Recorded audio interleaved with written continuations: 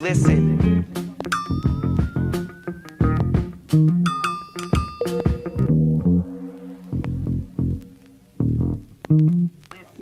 I spent my whole damn life in the city. Anywhere I go, DC's coming with me. I spent my whole damn life in the city. I could go for broke, but the capital is in me. I spent my whole damn life in the city. Anywhere I go, DC's coming with me. I spent my whole damn life in the city. I could go for broke, but the capital is in me. Welcome, everyone, to District Divided, a DC sports podcast. I am Amit. That is KDot.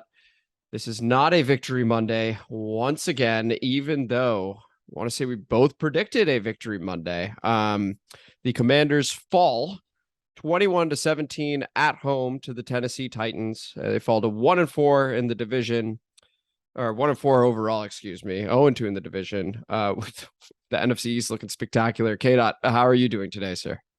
I've had better days. Yeah, this I said that last week was my Code Red game, and it didn't go well. At least the outcome did not go well. So I'm panicking, and it's all over. I'm at a stage where I want to burn it all to the ground. And we are here to have you panic alongside with us, or you can bring some levity to the conversation. And again, we always have the comment mailbag. We would appreciate any comments. If you enjoyed today's video, please subscribe to the channel. Helps us out a lot as we continue to talk about this. Yep, share would be much appreciated. But the format of today's episode, KDot and I were talking just before this, we're going to go with the good, we are going to go with the bad, and we are going to go with the ugly. And it could get really, really ugly, because I texted KDot ahead of time saying, today I've got thoughts. I've got a lot of thoughts, and I know he does too. So without further ado, let's get into it, and let's begin with the positives. So KDot, we will start with you. The good. What was good in the game this past Sunday? It was awesome that Brian Robinson is healthy enough to play. And that was dope. And coming out to Many Men with 50 Cent, yes, was dope as shit. That got me pumped up.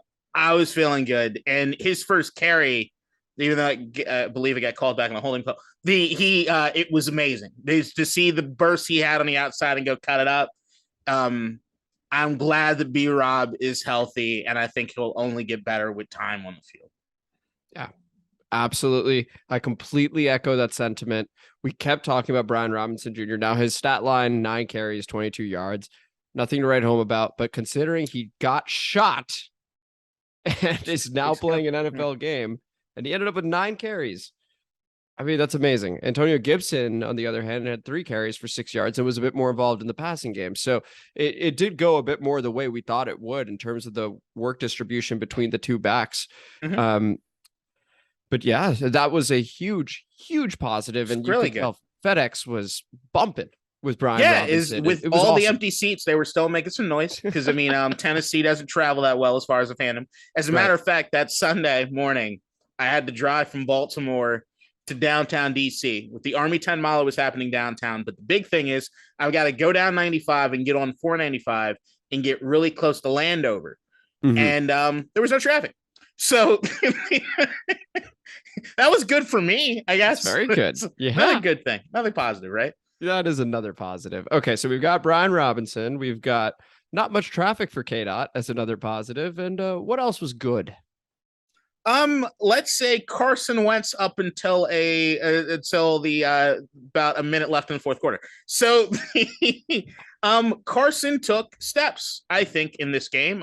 Maybe I'm alone in thinking this, but he did a lot of what we've been asking him to do, right? Not holding onto the football as long, getting the dump offs when he needed to get the dump offs. I mean, Antonio Gibson had an egregious drop at one point in one of the short, and the ball was a little bit behind him, but you got to make that catch. Right. Carson, even with all the pressure and he was getting hit, was still maintaining what he needed to in the pocket and taking care of the football to a really good extent throughout that game. And he was making the adjustments you could see as far as not doing the things that we know Carson usually does negatively. He played within the scheme and the play calling that was there, and we'll talk more about that soon. But what he was doing just from the quarterback position, I thought was absolutely a step in the right direction, and maybe his best overall game so far with us is in the Commanders. Yeah, I mean, he finished with a passer rating of 102.9. If you're looking purely at the numbers, 25 of 38. I can't remember the yardage. Let's see, 359. Oof, that was awfully high. 2 touchdowns, of course, the backbreaking pick at the very end. But yeah, I mean, all in all, I would agree with that. And how about De'Ami Brown? That was my next good thing. Yep. You know, that a lot went wrong, obviously, and it's very frustrating to lose. But De'Ami Brown, people were thinking bust. People are still thinking bust. But it was really nice to see him get not only his first touchdown, but his second. Both his receptions were touchdowns. Very nice catches, both of them. The first one in particular, which is over his shoulder, having to adjust, stay on your feet, run through. Must have been an amazing moment. Not only of excitement and joy, but relief as well, right? I mean, he's vindication. I'm on Ra St. Brown, or what the fuck his name is. Yeah. Who had 2 receptions for 5 yards. Just throwing it out there this week. Yeah, no, he answered the naysayers. And guess what? What did we always say De'Ami Brown was going to be? The deep threat, right? Mm-hmm. Doesn't he look like a hell of a deep threat? He does. He does. And it's a very, very nice addition to the offense if this continues, because then you get Jahan back. And you do have it looks great, and even the way that was going to be the next positive, was just the skills position, right? Is the wide receiver position. Was it De'Ami looked like he took a major step forward? The adjustment that we were seeing and what he was doing with that deep ball, also getting Terry McLaurin involved in stuff that wasn't just deep balls and having him make plays on the ground. Some of the yak and the broken tackles that he was having during the game was like, that's what we want to see. The diversity in the route tree with him, right? So good. I mean, he was also just juking people, similar to Curtis Samuel. What he likes to do is take, he receives the ball facing Carson, quick jab, turn the other way. I mean, Terry was doing that too, breaking tackles. He's such a powerful runner, and I don't think people really get that. I've been begging to give him opportunities to get yak, because look, Deebo Samuel's probably the mold right now as far as that rough and tumble guy that can even take the ball out of the backfield. But he can absorb the hits, break some tackles, and make it happen without being like a much larger sized guy. Terry and Curtis kind of fit that mold. Mm-hmm. And that is something that we have to take advantage of. And with that, and you're looking at just the way that our wide receivers kind of line up, you've got guys that excel in all these different aspects of the game. It could be something really, really special if we can deliver the ball to them properly. Absolutely.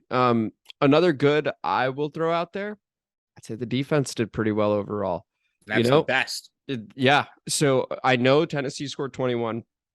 King Henry is King Henry. But if you look at Tannehill's numbers, I mean, his QBR, so not his passer rating, his passer rating is 95.6, but QBR, what ESPN uses on a scale of 0 to 100, it was a 17.8, and he got sacked 5 times. Montez Sweat had his best game of the season. He came alive immediately.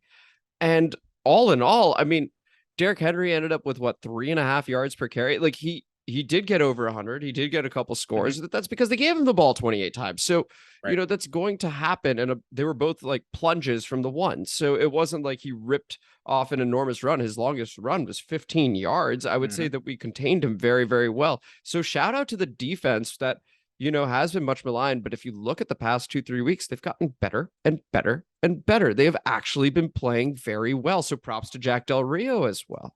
Sort of. I mean, the biggest prop I'll give to Jack Del Rio was benching William Jackson mid-game or early in the game. Early in the game. Because you could see early on there were a couple passes that were completed around William Jackson's side where it's hard to even tell if that's his guy because of how far off he was fucking playing. But after they made the adjustment and taking him out, they shored up a lot of what it is they were doing with the passing attack, other than a couple like deep whatever bullshit things.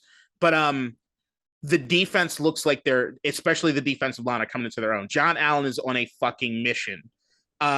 Montez Sweat, with the first play of the game, he throws their tight end into Ryan Tannehill, like literally used the tight end as a weapon to knock down the quarterback, which was amazing to see. He was playing with fire. Chase Young on the sidelines just looked like, I can't wait to get in there. And that's what we want to see. They just shored up a lot of things on defense where overall, the point total from Tennessee, you'd like to have it lower, but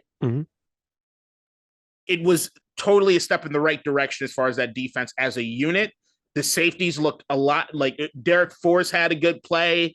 Kam's Curl was all over. All those guys had their moments in the game where you're like, okay, we're starting to catch on just a bit. Yeah. No, I absolutely love the defense. And to your point, Kam Curl was freaking everywhere too. So I think his coming back has also helped out a ton. Right? Because he missed the first couple games. Defense didn't look good. Now he's back. He has had an enormous impact, and it needs to be said that his presence alone has made an enormous difference. You look at his Pro Football Focus grades, really, really high. I mean, he's one of our best players on defense, and it's not even close. So any more good before we move on?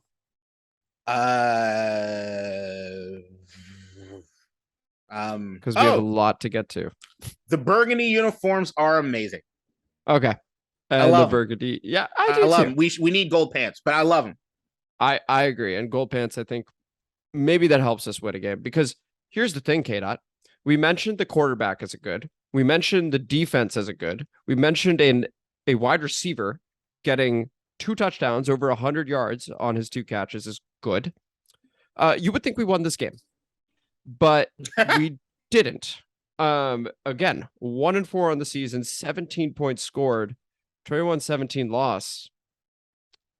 Clearly some bad happened. So, KDot, once again, the floor is yours. Let's get to the bad. Just get us started. The bad. All right, let's start off with this. Tennessee's not that good. So even if we had managed to win this game and everything that we say was good, Tennessee's not good. Correct. So the bad would be, if Tennessee's not good, they would be bad, which would make us worse. So that's really bad. That this was a game that we were basically saying was a must win. Look, Chicago in just a few days, right? And Chicago is also bad. But if we lose to one bad team, what makes us think we're going to win against another bad team with a Justin Fields who's more dynamic than anything we're seeing the Tennessee could have given us? Yeah. And actually, Justin Fields looked pretty good against Minnesota. Like, he looked very elusive. He looked very smooth. He had a long touchdown run that got called back. He poses a threat. I mean, here we are talking about Justin Fields as this big threat. That's the state of where we are right now. Tennessee, not that good. I'm going to go ahead and add Andrew Norwell. So we talked about William Jackson. He was a big free agent signing for this regime. The whole offensive line in it. Andrew Norwell, also in particular, turned into a turnstile. Yeah. But, you can't have that, especially when this regime, we talk about them picking players. We talk about just that roster control. They're fucking coaches. It's their job to make sure people are doing things properly. Andrew Norwell is a veteran in this league, and for him to play as badly as he did in a must-win game at home, can't have it. But to your point, is the whole offensive line as well. But I needed to throw that in there. Go ahead. Yeah, I'll throw another name to get specific on the offensive line. Nick Martin. Now I know you're a third-string center, but Jesus Christ, how many bad snaps and shit can you do? Like, your brother Zach Martin, some of it should have rubbed off, bud. So I'm just like, maybe there's gosh, what am I thinking of? Maybe there's a glass of confidence, let's say, and a certain amount got taken by Zach, and the remaining amount was given to Nick. So the more Zach took, the less Nick had. I think confidence got anything to do with it. You just ain't talented. I'm sorry. I don't want to be mean to him. Nick, you got to do better than that. And I know that a lot is being asked of you. And look, wasn't Tyler Larson's coming back next week. So Nick, you can go sip your ass back down the bench. Hopefully you got some valuable experience, right? So, but at the end of the day, it was bad. The offensive line play has been the only thing that we can sustain as being bad throughout week to week. There hasn't been, every other position group has had like good moments, bad moments, this, that, and the other. The offensive line has just been trash. And I know the injuries have been there, but that goes to what you were saying as far as the roster control. We still think it's damn near criminal malpractice that Eric Flowers isn't fucking signed right now, right? Like, you lose Brandon Sheriff. And look, there was no chance he was going to re-sign with us. We get that. I'll let it go. But the replacement is Andrew Norwell, no Eric Flowers, a veteran that knows at least the offense and knows some of the guys and has done a pretty good job and played well. Yeah. Oh, no, you don't pick him up. what you're doing is you're getting all these off-tread guys and then letting us know or telling us in press conferences that, hey, we don't have enough continuity and things will get better if this, that, and the other. Motherfucker, there's a dearth of talent on the offensive line. And that has been something that, as far as Washington for a while, at least we've had certain guys we can hang our hats on as far as being great. I was actually talking to Brennan the other day. Buddy Brennan, I'm sure he'll want to get on the pod for Friend the of the show. Yep. I look back, like the left tackle position for the Washington football team over the years has been basically 2 back-to-back Hall of Famers or Hall of Fame talent level, right? From Chris Samuels to Trent Williams to there's always been guys. Casey Ryback had his days with John Jansen for those years. Like we've always had even Ty and Secchi was good when he played. I mean, man. Yeah, we've always had really strong tackle play. Yep. And there's nothing happening from that position right now that gives me any faith that they're going to right the ship. I mean, like I said, Tyler Larson coming back, Sam Cosmi hopefully coming back. Maybe they can move him inside, keep Leno. And I actually didn't think Lucas looked terrible. I think he should probably stay. Yeah. Cosmi just needs to move inside, probably take Norwell's fucking spot, put Tyler Larson in there at center. Something needs to happen. It needs to happen. If you're doing that, you may as well just sign Flowers. Right, because the whole point of that is that you are admitting Andrew Norwell is not up to scruff, right? Because if you're doing that, then I would say keep Cosmi where you want to keep him, and let's bring in Eric Flowers. Just admit it was a mistake. I'd hope so, but we've gone so long without it happening that I don't know if it'll ever happen. Because how hurt can your offensive line be before you say we need to go? I mean, they went out and got guys. Yeah, that weren't Eric Flowers. So what the fuck are they doing? So I don't know. Outside of the offensive line, once again, dog shit, absolute dog shit. I could also look to coaching and coaching decisions. Ron Rivera. Look, there's been a lot being said as far as like his tone on the sideline, as far as being this very laissez-faire sort of guy. And it's creeping into other things in which I'm gotta be curious what the fuck is going on. The best head coaches are great delegators of duty. And if you can't handle something, then you need to put people in place to handle it for you. The Cam Sims challenge. Why are we so bad at challenges? Whether or not getting them out when they need to be or not challenging when we don't need to be challenging. Anyone that looked at a single replay of that would have said, do not challenge this. Correct. If you don't have someone up in a booth watching a feed of the game or watching replays, you guys can put cameras on the sidelines and fucking do it. Why isn't that we don't have someone in place to make the call as far as whether or not to challenge so we can save our fucking timeouts in the fourth quarter when we need them? And, okay, twofold there. To your point about having someone up there in the booth, maybe he does and they're just bad. In which case, move on and let's get somebody else. Right. I completely agree. I would imagine he does. The reason I say that is because I still remember the interview where they talked about Marty Herney joining the staff and Martin Mayhew joining the staff as our GM and VP of player personnel, both of them. And Ron said he was having a tough time picking one. And then Dan said, why don't you get both? So to Yacht Bitch's credit, he actually was willing to pay the money to get more people in the building. So if that's the case, I think it's safe to assume Ron can get whoever he wants at whatever position he wants. So yes, just speaking to your point, that is on him. Clock management was horrible. 12 seconds. 12 seconds, 13 seconds came off the clock, and he cited the referee falling down as the reason that we couldn't. The other one came right on in, was, signaling. I look like I'm an absurd signal here because my desk is right here. But what I like to, all right, you know what, I'm going to do this right. Just a boom. And the thing is, like, that was right in front of the sideline. So I don't know what he's talking about over there. Hate to say it, but I don't know what he's talking about in that regard. Fucking terrible. And now let's turn also coaching. Scott Turner. Scott, I actually appreciated some of what you were doing as far as the passing attack, but I do actually think it was more on Carson Wentz actually realizing that he could dump the ball off when he needed to and making wise decisions there. Not establishing the running game in any sort of meaningful way during this game when you have an offensive line that's struggling. What's up? Beyond that, the entire series on the goal line that we have to talk about, We're right there on the 2. You've got 4 opportunities to make it into the end zone. You got 19 seconds. Should be more, and you should have another timeout. But Ron, you fucked that up.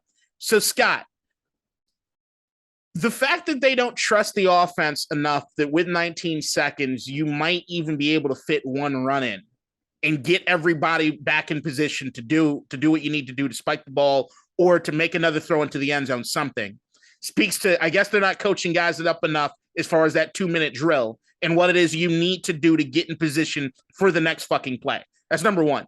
Number 2, you're not fooling anybody having fucking trips set, bunch trips on one fucking side with your shortest fucking receivers when you've got 3 tight ends that are the size of fucking mountains. You got Cam Sims and everybody else. Why are all the short guys fucking out there trying to make space? It doesn't make any fucking sense. Like, what are you doing there? There's nothing there. And you have everybody bunched up. And then back to Carson. You fucked up too. Because even with Carson, like Carson's in an untenable situation there, trying to make something happen, but he didn't help himself out at all with scrambling around or looking for the opportunity to run into the end zone. That pass that he threw into McKissick, there was space to make something potentially happen on the ground, or at least make some room to throw it away. That lob he had, what was it, on first down? Second down? God. No one there. He was not throwing it out of the end zone. Let's get that no, fuck he out wasn't. of here. He genuinely thought someone was there. Yes. And it was literally a Titan who was just sitting there like, I can't believe this is fucking happening. Probably to the point where he stepped out of bounds and had no clue because he was just that shocked that ball was thrown so perfectly to him. As soon as I saw that happen, I knew we weren't getting it. I completely agree. Right, that's exactly where I was. I was like, okay, well, this game's fucking over. But here's the other thing is that, like, I'm sorry, just from a storyline perspective, you've got to let the universe work in its ways. This was a Brian Robinson needed to take the fucking ball into the end zone. Yes. And here's the thing. You didn't have faith that he could do it. You know why? Because you didn't run the fucking ball enough. I'm so glad you said that because I literally was like, it was written in the stars for Brian Robinson Jr. to have the ball at the 2-yard line. What do you think he did at Bama? That's what he fucking did. That's what he did. We talked about it on the last show. He didn't have a run over 37 yards. Okay. He's not fast. What is he? Powerful. Okay. 19 seconds. That's 2 plays. Yeah. Instead of 3, you get 2. But I don't care about that. I care much more about being effective. So if we're going with effective, yes, the run wasn't going your way, fine. But what's Tennessee expecting? Pass, because you don't have any timeouts, because you're running trips. I mean, it made all the sense in the world to me. And yes, there's a risk involved. But is anyone truly going to get angry in that situation if we're talking about that too? Trying to give Brian Robinson his moment. I don't think so. So I was at Penn Social downtown DC, which is one of the largest. They've opened back up for football on the weekends. It's like the largest space in town to go watch the games on the weekend. And I'm there in a fairly packed bar. We're watching on the projector, and all of us when the penalty got called and we're going to be there at the 2, we all looked around. Brian Robinson, like we knew. And the thing is that we also know, based on the conversation that they had with Scott Turner a couple weeks ago, that Carson Wentz has been limited in his ability to call any audibles. They have a certain number of plays that they're allow him to call audibles for. And you could clearly see on that goal line standpoint, they didn't give him any flexibility at all, which is what you probably need more than anything there. When you saw how many guys they had on the line compared to how many guys they were dropping back, they had 8 guys drop back in coverage. Yep. That's space. Yep. When you have J.D. McKissick out there on the field, you're not even threatening to be able to audible into a run. There's nothing there for that. So you know it's bullshit. He thought that they were going to be able to scheme. I still don't understand what he pictured happening with any of those receivers in those sets that Carson was going to be able to get the ball out to. Yeah, and I mean, second down should have told you everything you needed to know at that point. Also, the clock stopped twice on first and goal and second and goal. So you had an opportunity to go, especially on second down. Again, we talk about that Carson Wentz throw. What more do you need to see to go, maybe we should try and run it? Yeah, we have one play to make it work. But you know what? You look at the historical identity of this team, and that is exactly what we were supposed to do in that moment. was what to do we feel like? reestablish who we are. What do we feel like as a fan base if Brian Robinson ran that 4-win? What's the conversation like today? How happy are we? Euphoria, elation. We're thrilled, ecstatic, looking forward to a feel-good story. Rivera is not on this insanely hot seat. Like everything, winning cures everything. Night and day. Night and day. You're It 2 was yards his away moment. from night and day. It was his moment. And Also- he got robbed. Also, watching the Cincinnati game, or at least portion of the Cincinnati-Baltimore game Mhm. last night from when we're recording, I saw them do something with Joe Burrow that I don't know why I don't see more in the NFL. Me and Brennan actually talked about this morning too, where they had the tight end push Joe Burrow into the end zone on the goal line. Oh, They sure. actually had him just grab Joe and say, hey, protect your head because I'm pushing you. It's basically Buckle a up. batter. We're just going to use brute force to get you through. Carson's a big guy. Huge guy. Throw that in there. I mean, you call draws on the most random fucking times.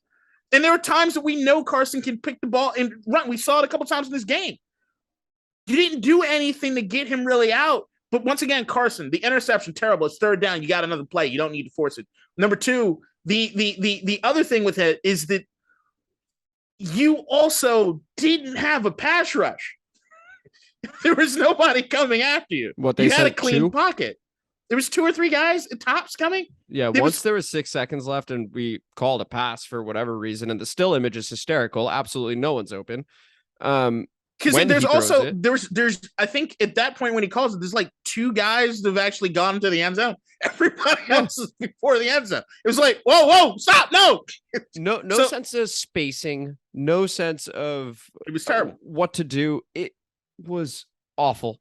It told everyone on the planet so much about our offense, so much about our scheme, so much the about coaching. the lack of creativity. That's what I mean. Right. The play call was doomed to begin with. Do you think Just they look at the ever play. ran We were looking never at that close. series, have they ever ran that scenario in practice? No. Or Not a actually, snowball chance they may have, because our defense over the summer was horrible. So maybe it was just always open. That's where we go back to offense playing the defense, and we say don't read into training camp because you don't know what the personnel looks like against other teams that are preparing. It could be great, but it looks like it was pretty fucking bad. Yeah. And then also part of the bad, and it's going to lump into all the coaching, penalties again. Penalties again, 9 of them, Inexcusable. including on the final drive. There Inexcusable. were 2 of them on the final drive. I mean, it just. And ain't How the many Dallas game. There times? weren't some ticky-tacky bullshit that they just called this game unfair. Fuck that.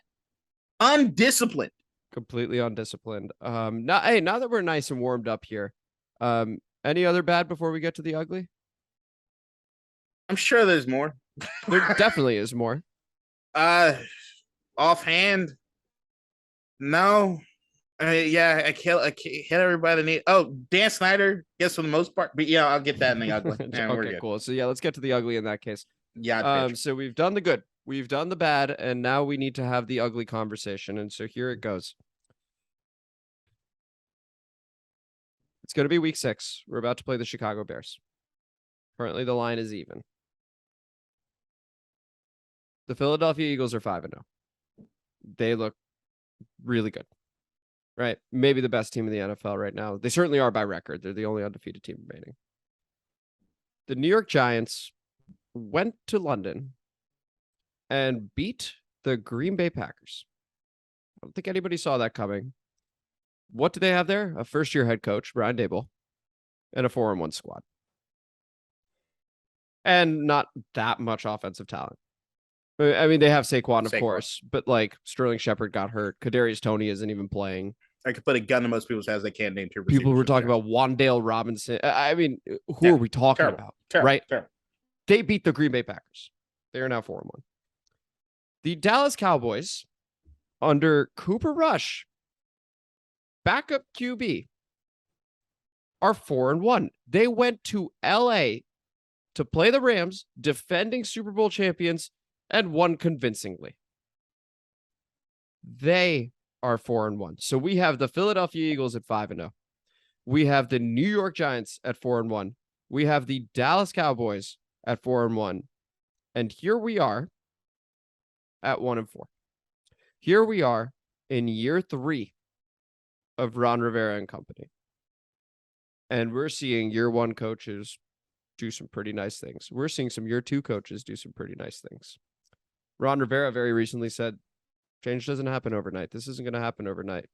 It's been 2 years. Yeah, we know it's not happening overnight. And we have you heard no what he was faith that asked it's today, happening anytime right? soon. Oh, yeah. Oh, yeah. The difference between those 3 teams and us, what's the difference? One word answer, quarterback. And he let it sit. That was very intentional to me. They then asked the follow-up question, well, what about Cooper Rush? I mean, he's a backup QB. And Rivera's answer was puzzling at best, which is they built it for Dak, which allows Rush to be able to fit in seamlessly. Now, if you're buying that, you are the part of the problem. I'm sorry. If you were buying that answer, which he could have said that about Nathan Peterman, literally anybody. He didn't speak to Cooper Rush's quality one bit. It's built for Dak. That's how he started that answer. And then went, so Rush could just fit in. That makes no sense. So if that's what he's saying, and he's traded for this guy, and this guy being Carson Wentz, and he's saying, Number one option. Done some nice things. And yeah, we wanted him for a reason, but he's also struggled. Get out, the question has to be asked. Is Ron Rivera, Matt Rule got fired from Carolina. Is Ron Rivera going to be fired midseason? Should he be? So there are 2 different questions. Should he and will he? I'm going to add a third question. Sure. I'll answer the other 2 and I'll add a third. Go ahead. So your first question was, will he? He's trying. He is trying. An answer like that, you were actively trying now, bud. I don't know if you know it subconsciously, consciously. You are now attempting to do that. Can I just say that I think you are the closest person to hitting the nail on the head, because I can't explain the behavior. No one can explain the behavior. He's a, well-respected head coach. It makes sense to me. I think he is actively trying to get fired. That I buy completely. Please continue. Once again, I don't know if it's consciously or subconsciously. I don't think he's a manipulative person, but this organization will make you do things you never thought you could do. That's fair. And there's something I'm going to talk about in a second. But all right, now, should he? If the team is not showing progress, now I think the only thing that we can mark as an actual mark of progress is the offense, I think, yards-wise, is ranked 19th. That's an improvement over the last 2 years. That's it. Beyond that, there's nothing else that really shows that we're moving in the right direction. And this is the season of no excuses. So if this is the season of no excuses, you've got the quarterback that you want it. You've had carte blanche over the personnel for the last 3 years, and we're not in a position we need to be, regardless of who's injured or who's not. After year 1, you should be fully aware that guys get fucking injured, and you need to still have a game plan in place for when it happens. Now, if you trade away all our fucking depth or you let them walk, and then you're bringing up guys that have never played, that's not on anybody but you. There's no excuses anymore. So at that point, like, should he? Yeah, if the team's not making progress, he needs to go. He should probably go. Mm-hmm. Now, the third question I want to ask is, can we afford to? The answer is no. And I say no. I think Dan's in trouble. I don't know what's going on, but I don't think he can afford to pay Rivera. I actually am I'm in the opposite direction on that. So I think Dan is repositioning his power. I think that right now, what's happening after this congressional investigation, and everything, they're in a place right now where I think Dan's coming back with a vengeance. The picture of him and Jerry Jones in Dallas was the first mark of him saying, I'm fucking here and I'm here to stay. The second thing that's happened behind the scenes is they hired this woman, Jean Medina, to be basically the new Tony Wiley for the team. Mm-hmm. And she's already going back and forth with all kinds of motherfuckers on Twitter, if that's actually her Twitter account. And Lord knows, I hope it's not. But if it is actually her Twitter account, holy shit. If you had to put money on it, would you say yes or no? I'd say yes. And if that's the case, boy, oh boy, Dan is here to fucking mark that, yo, I'm fucking here again. And that's a problem. It's number one, it might feed into Ron Rivera kind of seeing what's happening behind the scenes, and maybe you're right. He wants out.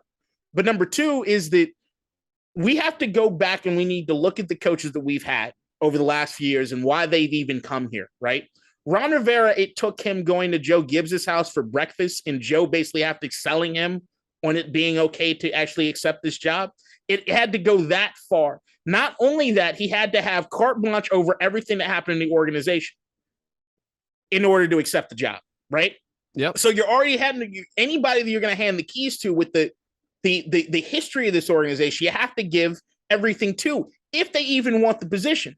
You look at Jay Gruden. The only reason Jay Gruden was head coach of the Washington football team back when he got hired, he was the hot commodity coming out of Cincinnati. It's the Bruce Allen Gruden connection. Not to mention they gave a first-time head coach a 5-year contract and backed up the fucking Brinks truck. They paid him in all through the relationship. We see with the emails of Gruden and Allen how close they are. We know this. He slotted in. That's the only reason we got him at all. Before that, who do we have as a head coach? Mike Shanahan? Everybody wants to keep talking about all the assistants that we've had under Jay Gruden or Mike Shanahan. Ask yourself this. After the way that Mike Shanahan got treated with between him and Dan Snyder, whoever you have at fault at that, do you think there's a snowball's chance that how Kyle Shanahan would ever have worked for this organization? Absolutely not. Do you think Sean McVay would have ever worked for this organization? I think if he were offered the job, he would consider it because it's an NFL head coaching job. But at this point, obviously not. No, but here's the thing. Back then, Jay Gruden was the head coach. I'm going to go stab the guy in the back and give him a position? Fuck no. So my thing is like, before you even look at the Jay Gruden hire, who do we have before Jay Gruden? Who do we have before Mike Shanahan? Jim Zorn. Do you remember why Jim Zorn was head coach? They named him as offensive coordinator before they got the head coach. They couldn't get McDaniels. They couldn't get Spagnuolo. They couldn't get anybody to even accept the return their fucking promoted him.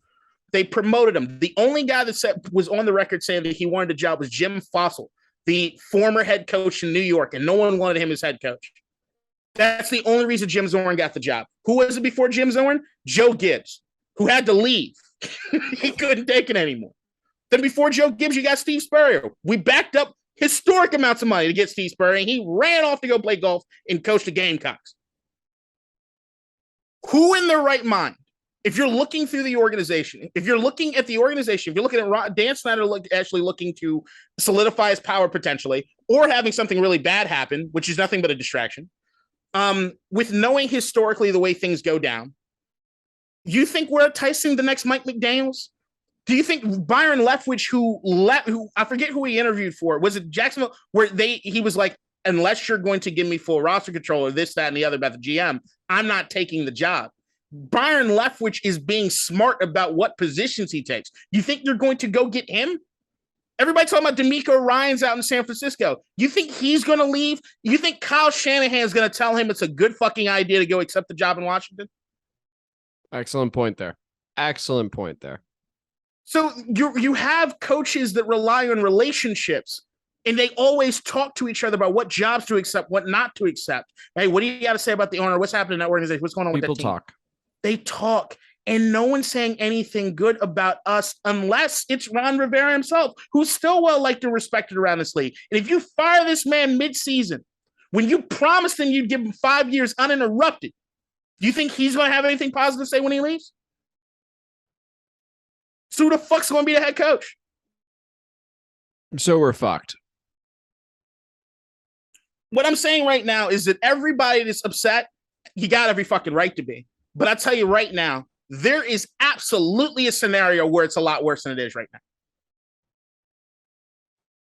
Because the only thing that I will still give Ron Rivera credit for, and everybody can not want to say anything positive about him, the situation he found himself in when he got here was one of the most dog shit situations you could ever ask for in the history of the NFL. Yes. And he's taken it and he's done everything he can to at least make us a bit respectable, a tad bit respectable as an organization. And it's all because of what he's been able to do as far as changing the culture there in Ashburn. I completely agree on that regard. I think it's become a lot better because of Ron. And in that respect, it is successful. Right, because again, he was brought in to do damage control. He was brought in to help us win some games. We won a division his first year. That's what's currently keeping him in the job, by the way. If he hadn't, then I mean, we're talking about 3 straight losing seasons and no sign of progress whatsoever. So that could be hurting us right now. But also to your point of there absolutely being a worse scenario than the one we are currently seeing, maybe it is helping us that we won the division that first season, because it could be worse. And who is taking this job? And I think you make a lot of really valid points there, KDot. Who is taking this job? It is toxic. We've talked about this organization over and over and over. And we'd like to think that every NFL franchise is equal to each other. It's an NFL coaching gig. That's that. Not true at all, right? I mean, you see it all the time in terms of who gets hired where and stuff like that. And the same teams being stuck in the same crap. It's because there are tiers, and we are at probably the very bottom. I can't think of other teams that are actually lower than us, honestly. And look, I will admit, and people will probably say this, and it's true. The situation that Washington finds itself in, as far as where you have certain talent on this team, should be an extremely enticing coaching position, especially if the season continues the way it is and we're looking at a top 5 pick where the quarterback class is better than it has been recently. If that's the case with the skills position players and everything, there should be somebody that's really excited to take this gig. But if you're somebody who knows, all right, I got a top 5 pick, I can be head coach of Washington, but hold on, let me think about it. They got the last guy they drafted quarterback got forced to do so because his kid went to school with him. The last time they did it before then, the head coach wanted this guy Kirk Cousins, and they forced him to draft this RG3 kid, so they drafted 2 guys in the first 4 rounds. I just want to say something because you brought up a really good point with the going to school with him. Ron Rivera did join, and it was Dwayne Haskins' team at that time, right? He had just started the final few games, and rest in peace, of course. Yeah. And he had started the final few games, and he showed some promise and had a couple of really nice games and a lot more not so nice games, probably enough to evaluate and say he may be the guy, he may not. There was a lot of may not there. He needed to change the scenery. He had to get out of Washington. He did. He did. And I think him being too close to home was a problem. Yeah. And by all accounts with the Steelers, he was turning it around. Like Tomlin was big on him. Everyone loved him. Like, yeah, to your point, that's what happened. But what do we know about Ron and who he just chose as his QB? Right? Carson Wentz, 6'5", 230, rocket arm. I feel like I'm talking about the Peyton Manning commercial with T-Mobile way back in the day. You know who was sitting there at pick 2? If he weren't probably promised to give Dwayne Haskins a chance, maybe he does take Justin Herbert. It's a hypothetical. It's purely a hypothetical, but maybe, just maybe he does. And there's also every chance Herbert's not Herbert over here. That is exactly what happened. We know that in the hiring process, they were asking everybody, what are you going to do with Dwayne? Yes. That was part of it. And Chase was also sitting here. So I get it. And I'm glad we got Chase and all that. But like you watch Justin Herbert. And if I'm being perfectly fucking honest, it's hard not to think about that. It's really hard not to think about that, especially with the type of QB. We look at Cam Newton, right? And Ron Rivera. Now you look at Carson and you look back at that 2020 draft and you go, mother of God. Justin Herbert was sitting there. And if he maybe weren't promised to play Dwayne Haskins, if he weren't forced to be promised to play Dwayne Haskins, is that the pick? So I say all of and this. That's where ownership comes in again. Yeah, anyway, the ugliest fuck yacht bitch, right? Right. So, right. That's the true nature of it. That's the biggest thing about it, right? Is that like, even if, look, I was on board, they gave Ron with a 5-year deal and they told me he was going to have 5 years to change it around, right? So so I understand that his philosophy on what the time is also needs to be taken into consideration when he's doing these press conferences. When people need the urgency from him, but the way that he's kind of thinking is that they gave me 5 years. He's a guy that seems as though he trusts what you tell him, right? Like that's the vibe that I get from him. And if that's the case, then he's like, look, I told you guys it was going to be a fucking process. This is what we're doing. Now,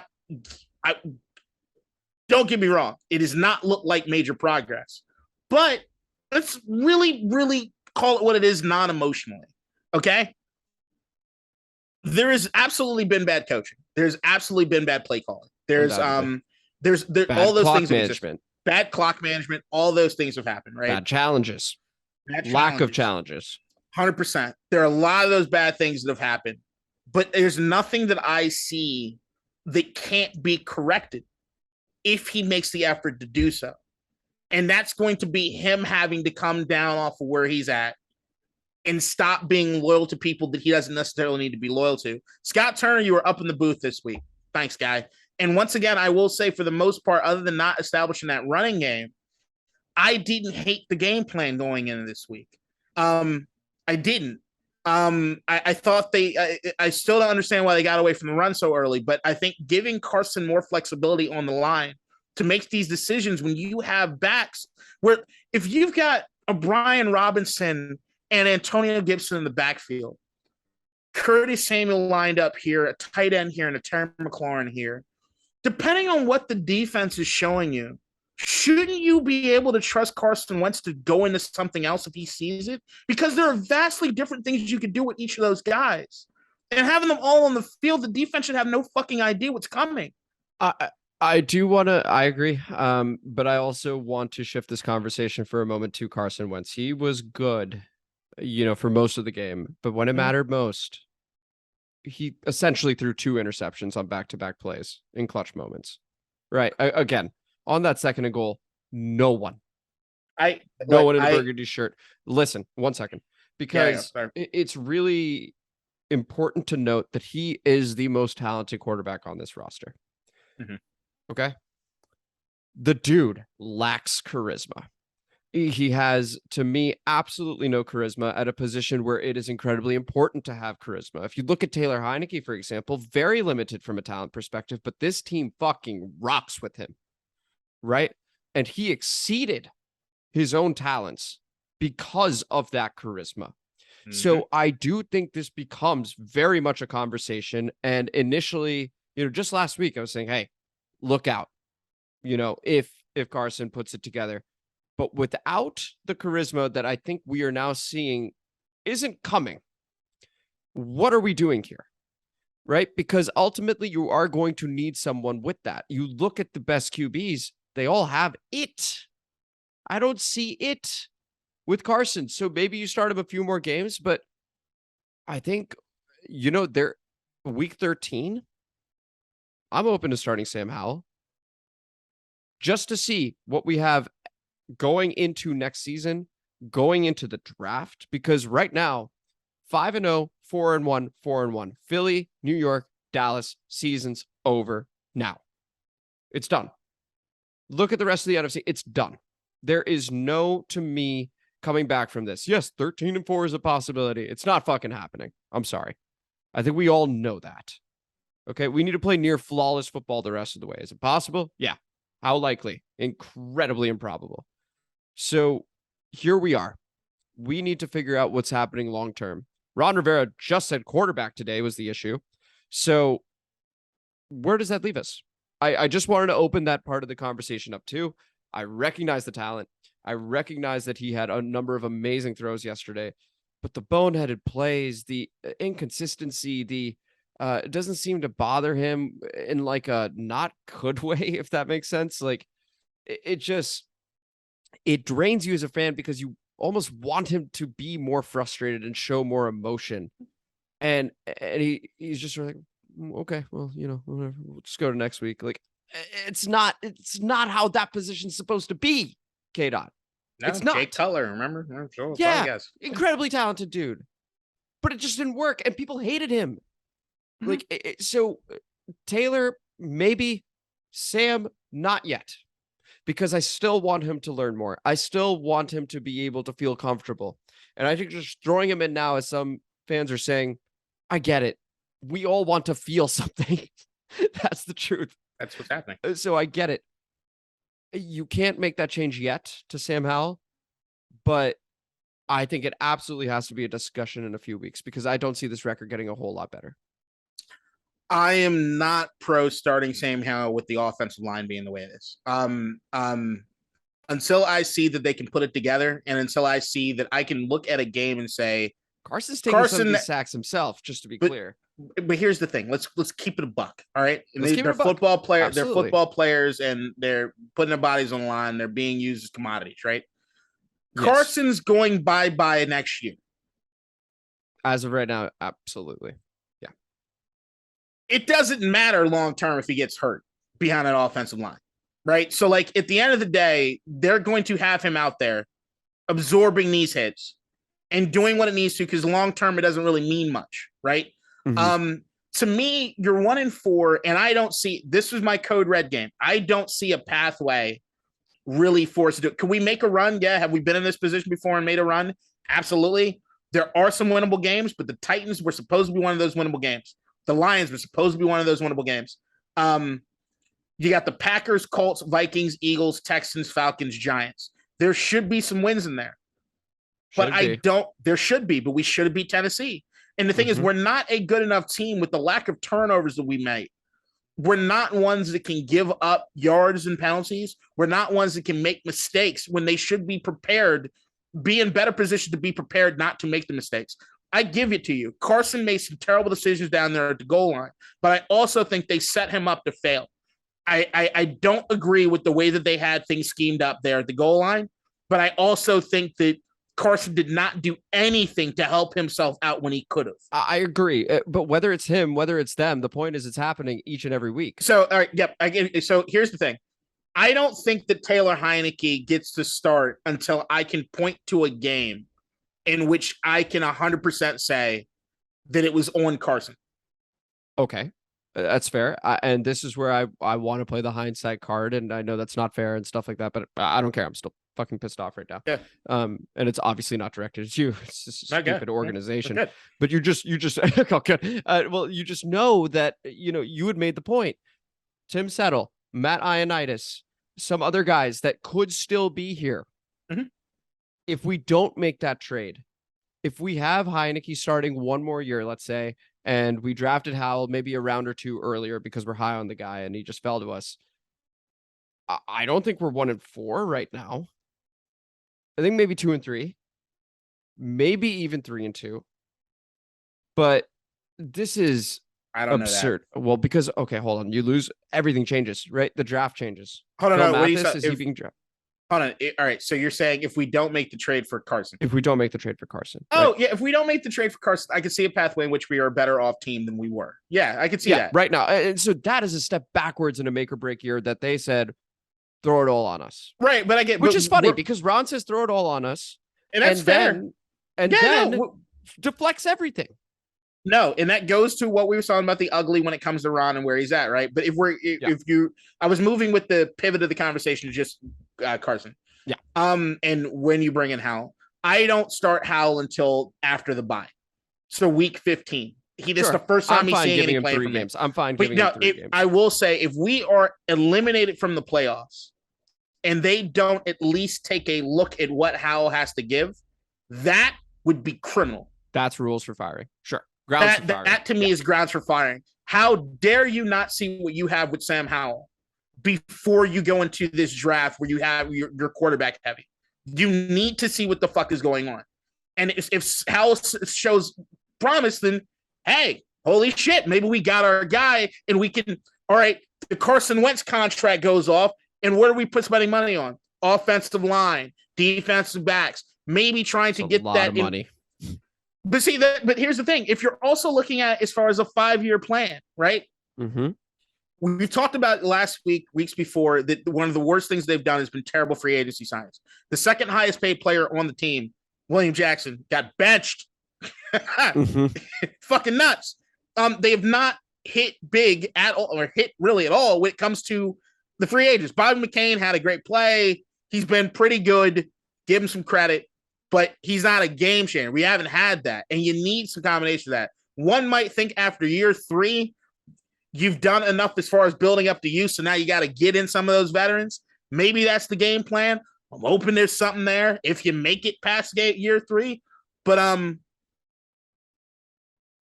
Howell, if we are eliminated from playoff contention, you have to see what Howell can do. But you got to wait as long as you can to start doing it, because you're not going to go back to something else if you have Howell out there. But you also can't have Howell playing with the offensive line playing the way it is. I just don't see it happening without him getting hurt. And then it's not like a situation where you had Cincinnati, who had the rookie quarterback of Joe Burrow. He gets hurt. We know you're going back to Joe Burrow next year. Correct.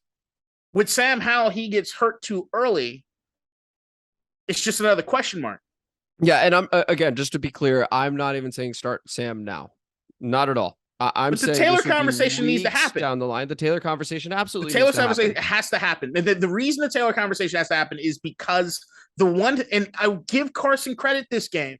He did get out of the pocket. He did move around when he needed to. He did run sometimes. One of his better games. One of his better games. But absolutely. The charisma is not changing. I get that is important. That vibe that you get on offense, I understand. The same way the defense caught a vibe at certain times in the game, right? With the sacks. Yeah. You need some of those plays to get there. Taylor is an improviser. And behind a shitty offensive line, sometimes you need an improviser. And that's what Taylor can do. But the offensive line play has to get better because the best recipe for success still under this team is good offensive line play and Carson Wentz behind center. And that's just not, it's still there. From a talent perspective, I agree with you. And also just running the ball more. But now that Brian Robinson is back, as he gets on less and less of a pitch count and he's more and more free to be able to play, I think you got to be able to find some balance there because anytime historically we've done well, it's not been pass happy. It has always been balanced. It has always been balanced. And so we need to find a way to do that. And Scott Turner did sign a contract extension, before the season. He gets Carson Wentz. He gets an extension without a single snap with Carson under center. So he's got a lot of pressure, especially the way that game ended. So any final thoughts on the ugly? I think as a fan base, I know it sounds almost like I'm an apologist. I'm not an apologist. I just want us to be as real as we can be. And it's hard to remove the emotion out of this because usually the emotion gets removed with me right around week 10 when the apathy sets in, but it's not there yet. I'm still emotional about this team, the same as the rest of you guys. But I need us to be honest with ourselves about the situation we find ourselves in. I need to be honest about the limitations of what we're able to do as a franchise. And we have to kind of put our best foot forward. The best thing I've heard about what happened after that game was Jonathan Allen's interview in the locker room. Yes. When he was talking to the press. Loved it. We're out here playing our asses off for our families. And the only thing we got to really concern ourselves with is next week and getting better. And that's kind of where we're at. Yep. Look, we all wanted someone that could stabilize this franchise because the sickness that has been here in Washington is deep-seated and hard. And I get that winning cures everything.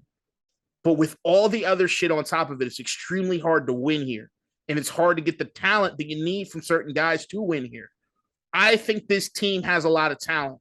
It's also dearth of talent in a lot of other areas. But I have not completely given up on them. I haven't yet. Nor should you. It's just, this is a miserable Monday.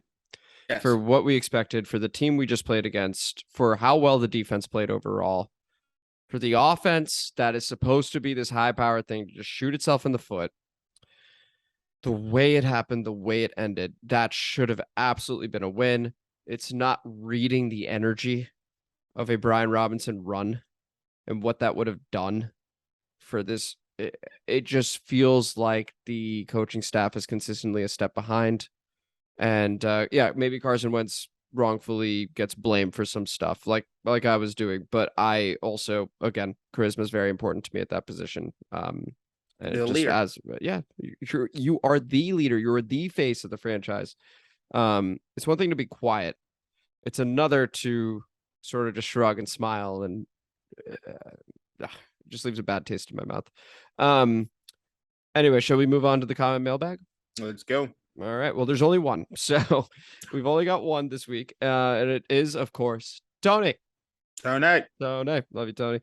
Thank you for the comment. And it actually cites a specific moment from last week. 4853 was that from your new movie KDot, which, if you remember, we were messing around with. I think it was OBS Studio or something like that. You played the comments stuff. So really appreciate the comment, Tony. Go ahead, KDot, explain that. There's an so Amit's now a part of a fantasy football league that I've run since 2003. And the guys make fun of me because of all the preparation I do in fantasy football before the season starts, including paying money for certain memberships of Fantasy Football Help or whatever. But usually like I would like to pay for the ability to simulate drafts in a quick order. And they've made fun of me that what I'm doing is I'm paying Bangladeshis to take care. So what I was able to do was superimpose my face on a Bangladeshi army tradition. You saw a little glimpse of that, of my trash talk, because I also do a quick YouTube show for our fantasy football league. No, you guys will never see it. That is private. It is private. Genuinely private on YouTube. But we do a little show, and you saw a little clip. You saw a clip of that. Yeah. Well, we appreciate the comment, Tony. And this was District Divided, a DC sports podcast. Thank you guys so much for listening. I am Amit. That is KDot. If you enjoyed today's video, please like it. Please subscribe to the channel. It helps us a lot. Please share the video. And to me, most importantly, comment. We love reading your comments. The engagement is awesome. Really enjoy the community aspect of that. And as I said, we always talk about the Commanders, but we are a DC sports podcast. And I'm wearing this because I'm fucking pissed off with the Washington Commanders, and basketball season's right around the corner. So now they've got me excited for the Washington Wizards. So we will see when we begin talking about the Wizards, but it will happen. John Wall looked good. John Wall looked good in his debut for the Clippers. We are also a John Wall podcast. But yeah, thank you guys so much for listening. Our plan is to live stream. Yeah. Our plan is to live stream the Bears Commanders game. And so we still need to figure out how to do that. I think I figured it out. Well, how about that? All right, I ran a test, so beautiful. It worked. Beautiful. Well, then let me be clear. KDot has figured it out. Oh, I think I have. We'll jump into this after the pod. We'll see you guys on Thursday. Take it easy. Bye. You figured it out? Yeah. So I watched like an hour and a half worth of YouTube videos of different ways to do it. It's an hour and a half more than I did. Go ahead. My computer's not great, but I was able to get certain things. I think we'll be fairly limited the first time around on what it is we can do on the live stream. Oh, that's fine. But I can do it. I might need the login for the YouTube channel. That's fine. I don't think I have that. Yeah, I'll give that to you. So if I have that, we should be able to live stream. It's just because of my computer being as old as it is, I don't think we'll be able to feed it through OBS. And OBS would give us the ability to do like the overlays and all that. I just think it might be too taxing on the computer. But there's a way that we could just have the Zoom screens on YouTube live with the overlay. Oh, hey, that's all we need. That's perfect. Yep. Absolutely perfect. I think we could do that. I think I figured that out. Well, that's highly encouraging. So that day is going to be interesting because as soon as that game ends, I'm probably going to pack for a wedding I'm going to in Iowa. The flight's at 6 a.m. And so it's for me going to be that. And then I don't know if I'm going to sleep or if I'm just going to power through and then sort of fall asleep on the plane for a little bit, get to the Airbnb and fall asleep there for a little bit, and then wake up around like 4, get my day started, just get rowdy at that point in Des Moines. But yeah, I think that's the plan. I'm very much looking forward to live stream day also being like also I'm leaving. Yeah, the very next day. Oh, what time's your flight? Oh, the next day. So you're 6 a.m. 6 a.m. the next day. Right, so I won't be live streaming from Des Moines. I will be live streaming here from the 202. Right. You got to pack right after the game. I thought you're like exactly. I'm not about to pack before the game. Let's be real. I'm an early packer. You're an early packer? I can't. I can't. I'm a planner. I'm a big time planner. I like to think I'm a planner, but I know I'm not one when it comes to flying and traveling and stuff like that. Oh yeah, I'm in that regard, I hate flying. I have major anxiety around flying. I just don't think it's a natural thing for us to do. I think we're spitting in the face of God. But a metal tube, you're flying in a metal tube hundreds of miles per hour in the air. It's just not cool. No, I understand. I have friends that are very. The concept is wild. Okay, it is. The concept of flying is fucking nuts. I just do my best not to think about it. I can't think about it. I would appreciate KDot if you don't put these things in my head. Oh, fuck that! No, because you just got to do. No, fuck that. It's like the Here's the thing. Here, I'll give you credit. Here's my philosophy. Go. Congrats on being able to fly over land. Because Lord knows, if I ever get in a situation in the ocean where I got to use my fucking chair as a flotation device, Fuck that. Shoot me in the face. Shoot me in the motherfucking face. There is no chance my ass is going to be in the middle of the ocean holding on to my goddamn chair. Fucking figure shit out? Nah. It's not fucking happening. Have you already made the thumbnail for this? Yeah, I did actually. Okay. I was gonna say there is an opportunity. That. Just you and a flotation. They talk about this shit like, yeah, if you, they're not to mention they're just lying to you. You fucking crash through the ocean, you're dead anyway, asshole. Like, there's no. How many survive? How many jumbo jets have you seen crash through the ocean and work? What, is Sully flying? Is it the fucking Hudson? It's not gonna happen. So give me quick, sweet release. A nice fucking cornfield in Iowa. Just end it. Quick. Oh my god. Oh, I don't think I've laughed this hard. I've never understood. Who the fuck? No. I remember the first time being on a plane as a kid when they're explaining that. I'm like, hold on. So you want me like in like shark infested waters? It's like the middle of the night. You want me to float with this bitch? You want me to try to navigate out of the plane? Can you imagine? Like, I've watched Castaway. Fuck that. I'm not doing that. But why are you even imagining it? Because this shit, apparently it's a possibility. The training it's not you. They're making you do it. I just think the whole thing is a fucking sham, right? It's like that. The whole thing is a sham. The sham is the safety thing that the flight attendants give you before instead flight. of just saying you're screwed. It's so like it's the same thing. Do you know how responsible you have to be to actually be in the seat at the emergency accident? Do you know that there's a real responsibility? Yep, absolutely. And it's like you have to make sure the plane gets cleared before you leave. That's your responsibility. I think there is a shared understanding that no one is prepared to be in that emergency aisle, and therefore everyone just says yes. That's the whole thing. So I don't like the sham. It's like the whole bull. It's all bullshit to make us feel as though what we're doing, which is flying in a metal tube, thousands of feet in the air at hundreds of miles an hour, is somewhat like contained and like, hey, we fly all the time. It's like the safest way to travel. Statistically cool, but the shit ain't natural and okay. And they're just trying to make you feel better about the fucking crazy shit that you're doing. You should feel when you land. Me and Brennan got into an argument about the other day because he hates clappers. The guys that clap when they land. Oh, when they land. Oh, I don't hate them. India. They clap on every single one. Like Jamaican, same way. If you're West Indian, so you must be cultural. Must be cultural. Right, it's a very cultural thing. But the thing is, like, to me, well, I'm not a clapper unless we've experienced like terrible turbulence, or like I've been on a plane where we had to abort landing and do it again. Like those. Yeah, you get a clap from me. Good job, pilot. 100%. You did your fucking work. This is what it is.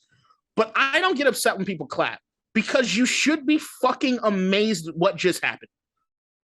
You got on a metal tube in one state that used to take how long to fucking ride by horse and carriage to get to?